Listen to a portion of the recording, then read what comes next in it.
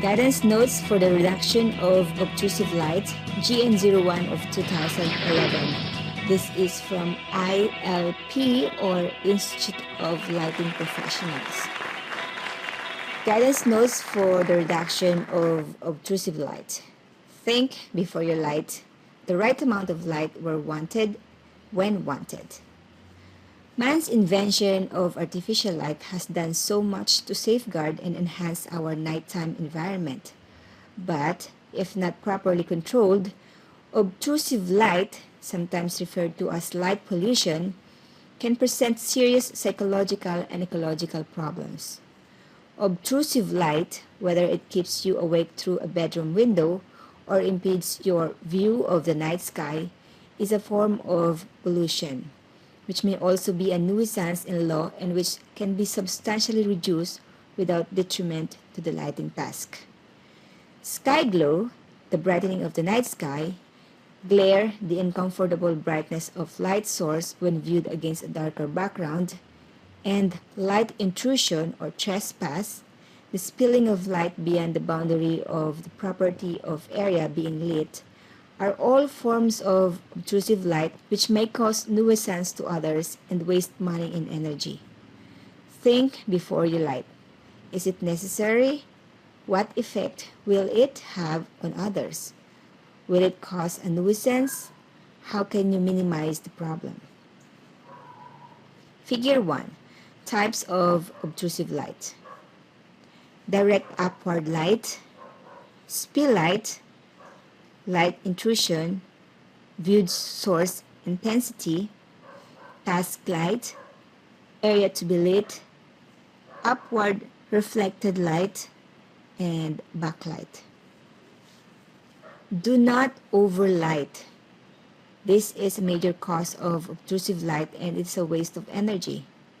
There are published standards for most lighting tasks, adherence to which will help minimize upward reflected light. Organizations from which full details of these standards can be obtained are given on the last page of this presentation. Dim or switch off lights when the task is finished. Generally, a lower level of lighting will suffice to enhance the nighttime scene than that required for safety and security. Good design equals good lighting. Any lighting scheme will consist of three basic elements: a light source, a luminaire, and a method of installation. Light sources or lamps. Remember that the light source output in lumens is not the same as the wattage and that it is the former. That is important in combating the problems of obtrusive light. Most nighttime visual tasks are only dependent on light radiated within the visual spectrum. It is therefore not necessary for light sources to emit either ultraviolet or infrared radiation unless specifically designed to do so. It is also understood that light from the shorter wavelengths of the spectrum has important effects on both flora and fauna that should be considered. Research indicates that light from the blue end of the spectrum has important non-visual effects on the health of the human body, in particular in our sleep or wake patterns. It is therefore important to appreciate that while in obtrusive light terms, the use of blue light should be minimized. There are many nighttime tasks, such as driving and sports, where to be fully awake is an important aid to safety. Luminaires. Care should always be taken when selecting luminaires to ensure that appropriate products are chosen and that their location will reduce spill light and glare to a minimum. Use specifically designed lighting equipment that minimizes the upward spread of light near to and above the horizontal. The most sensitive critical zones for minimizing sky glow are those between 90 and 100, as shown in Figure 2, and referred to as the lower upward light output zone, or UL. Figure 2. The critical luminar angles for minimizing sky glow. For most sports and area lighting installations, The use of luminaires with double asymmetric beams designed so that the front glazing is kept at or near parallel to the surface being lit should, if correctly aimed, ensures minimum obtrusive light. Appendices 1 and 2 of these notes gives more details of how to choose and if necessary modify luminaires. Installation. In most cases, it will be beneficial to use a high mounting height as possible, giving due regard to the daytime appearance of the installation. The requirements to control glare for the safety of road users are given in Table 3. Keep glare to a minimum by ensuring that the main beam angle of all lights directed towards any potential observer is not more than 70 degrees. Higher mounting heights allow lower main beam angles, which can assist in reducing glare.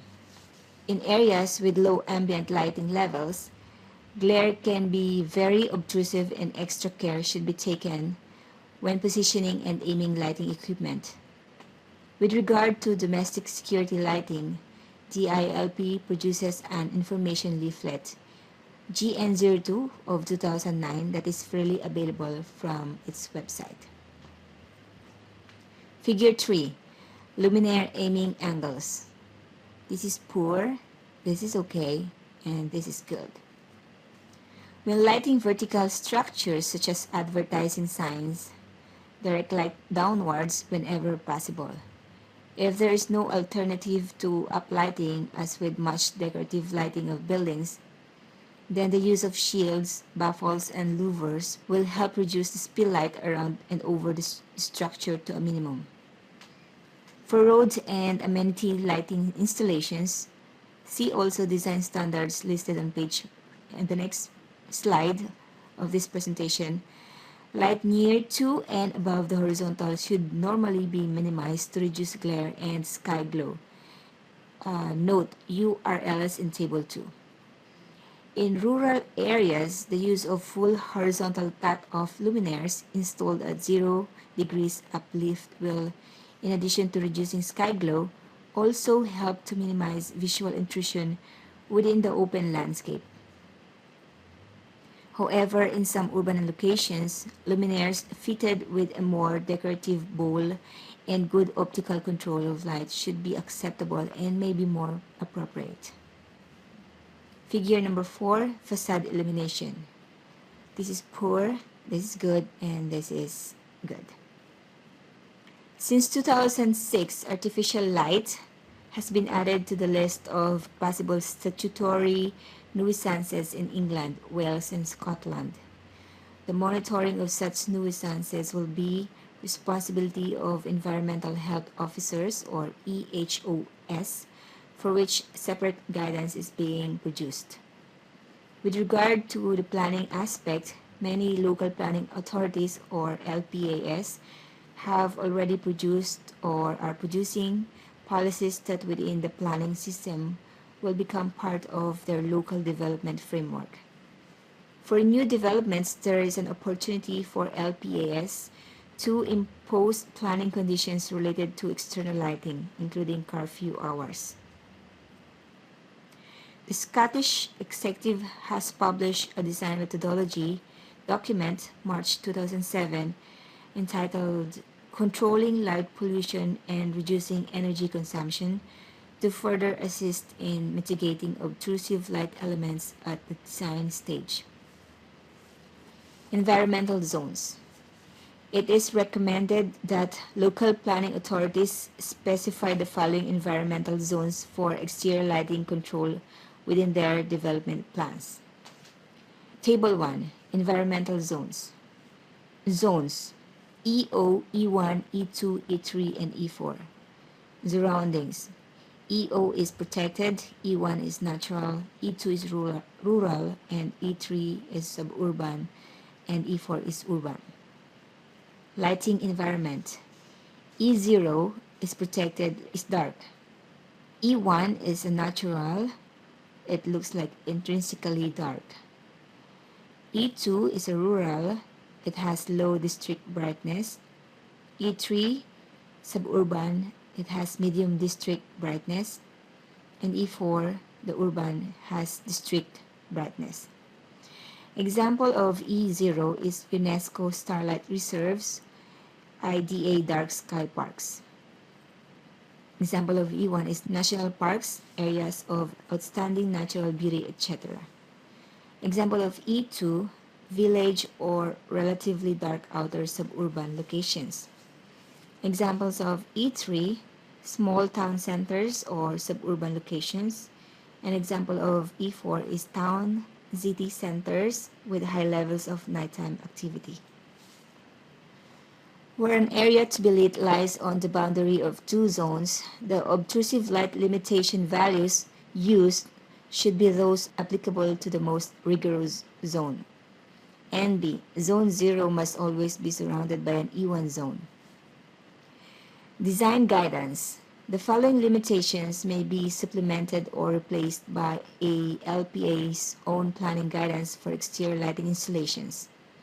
As lighting design is not as simple as it may seem, you are advised to consult and or work with a professional lighting designer before installing any exterior lighting. Table 2. Obtrusive light limitations for exterior lighting installations. General observers. Environmental zone. E0, E1, E2, E3, and E4. Sky glow ULR maximum. E0 is 0, E1 is 0, E2 is 2.5, E3 is 5, and E4 is 15. Light intrusion into windows, average lux level. For E0, pre-curfew 0, post-curfew 0. For E1 it's 2, and for post-curfew is 0 or 1. It is permitted only from public road lighting installations.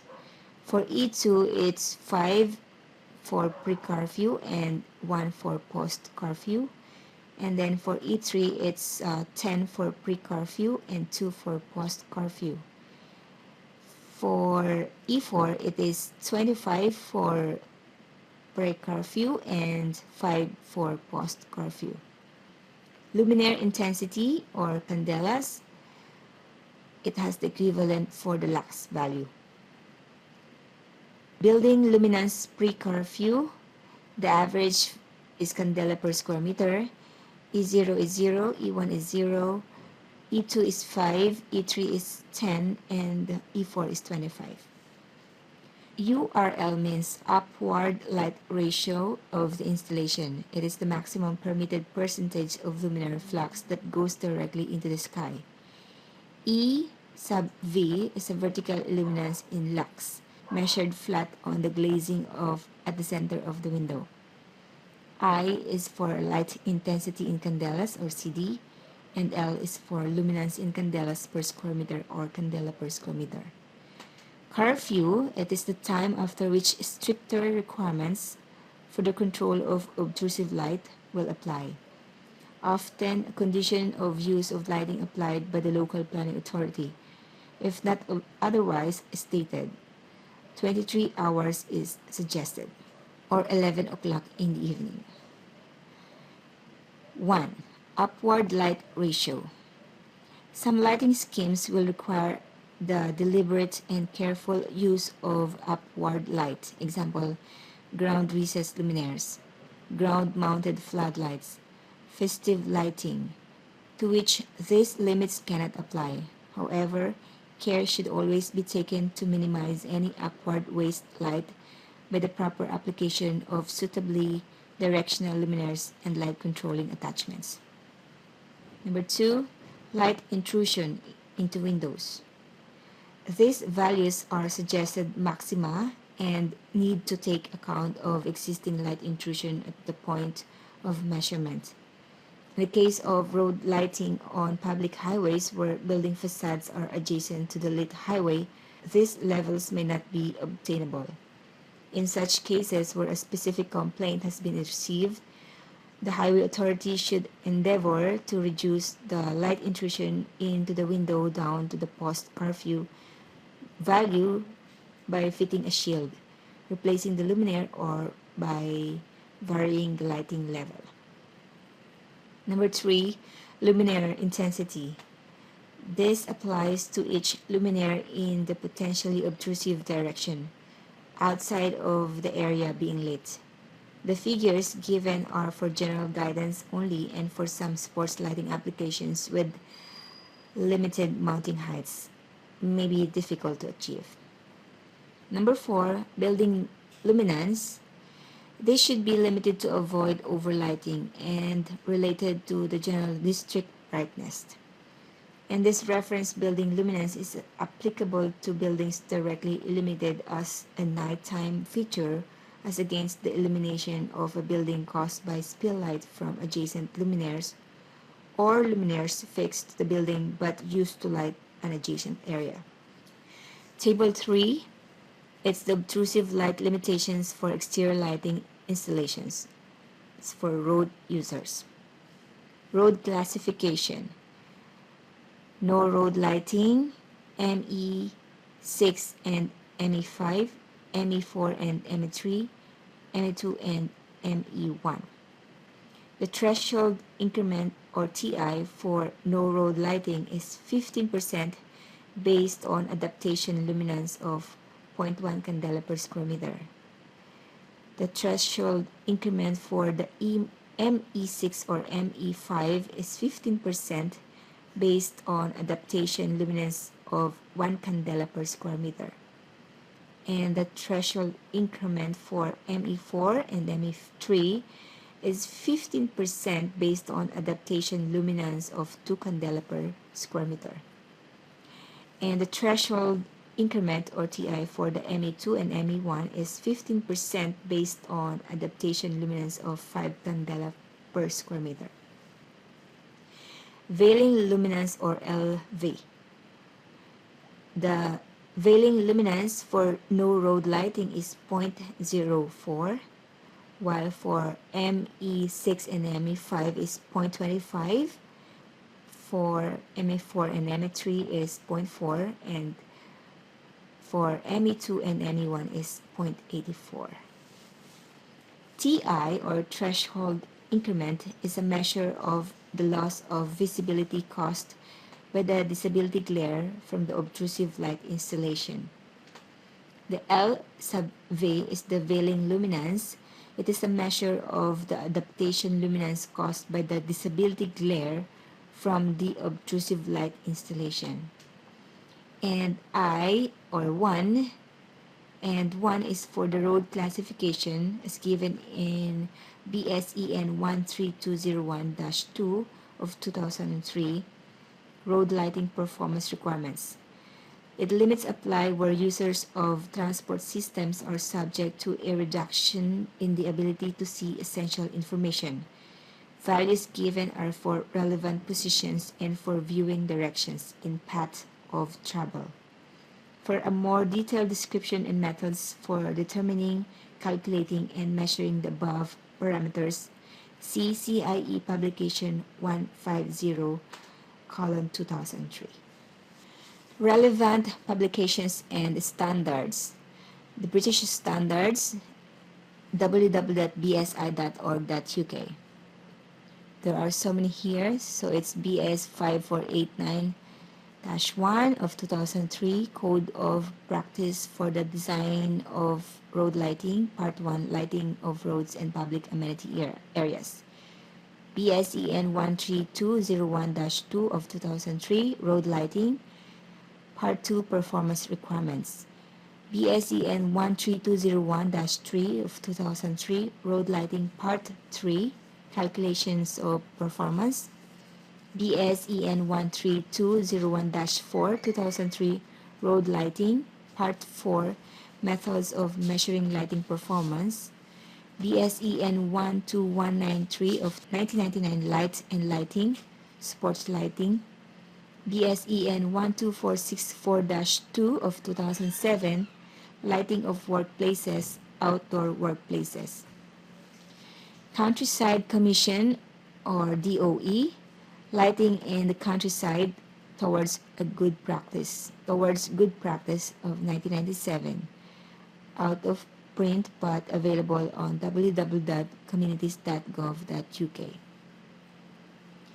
UK government or DEFRA, www.defra.gov.uk. It is the statutory nuisance from insects and artificial light.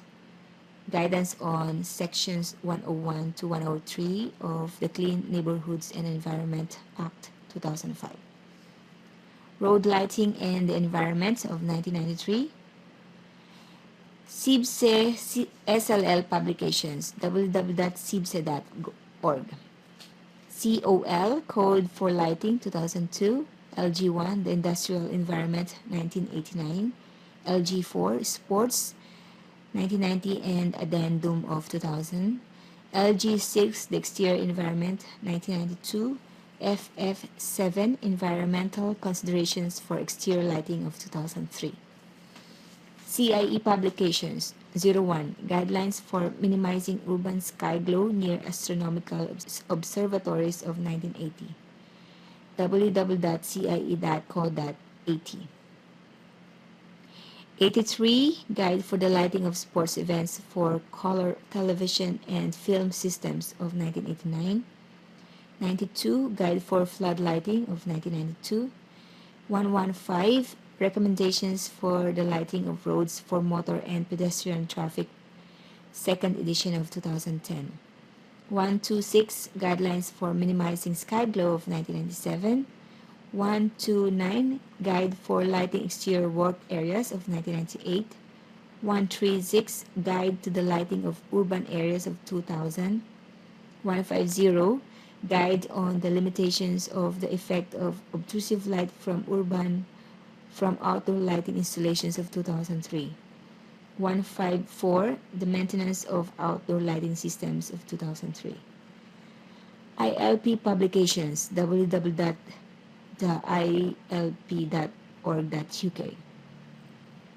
TR5, Brightness of Illuminated Advertisements of 2001. TR24, A Practical Guide to the Development of a Public Lighting Policy for Local Authorities of 1999. GN02, Domestic Security Lighting, Friend or Foe. ILP-CIBSE Joint Publications, Lighting the Environment, A Guide to Good Urban Lighting of 1995. ILP-CSS Publications, Joint Code of Practice for the Installation, Maintenance, and Removal of Seasonal Decorations of 2005. ILP-CFDS Joint Publication, www.dark-skies.org, Towards Understanding Sky Glow of 2007. IESNA, www.iesna.org, TM-15-07, R, Luminaire Classification System for Outdoor Luminaires. These notes are intended as guidance only and the application of the values given in Table 2 and 3 should be given due consideration along with all other factors in the lighting design. Lighting is a complex subject with both objective and subjective criteria to be considered. The notes are therefore no substitute for professionally assessed and designed lighting, where the various and maybe conflicting visual requirements need to be balanced. Appendix 1, Proposed Outdoor Luminaire Classification System. Variable aim luminaires, general classifications. Type 1, symmetrical. Type B, asymmetrical. And Type C is the double asymmetrical. Proposed labeling system. Fixed position luminaires. Variable aim luminaires, shown here for a 45-degree double asymmetric luminaire aimed at 70 degrees with and without a cowl. Appendix 2, Illustrations of Luminaire Accessories for Limiting Obtrusive Light. Images provided by Phillips and Thorne. Cowl or hood, external louver, shield or barn doors, double asymmetric luminaire, simple hood, circular louver, cowl louver, internal louver, horizontal, and internal louver vertical. Copyright 2011, the Institution of Lighting Professionals. Permission is granted to reproduce and distribute this document, subject to the restriction that the complete document must be copied without alteration, addition, or deletion.